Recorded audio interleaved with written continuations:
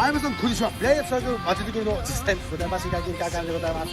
本日は9月の18日の木曜日、いろいろ所要がございまして、久々の朝活街頭演説、500人を超える方々が来てくださいまして、活動を通しながら政治に興味を持っていただけるようなね、そんな活動をこれからも発信していけたらと思います。それでは皆さん、今日も一日頑張りましょう。